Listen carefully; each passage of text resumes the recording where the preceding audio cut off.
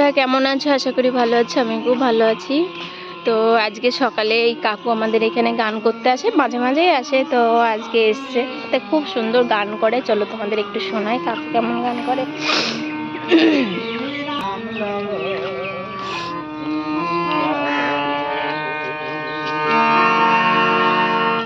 শুভ প্রভাতের গান করছে কাকুটা।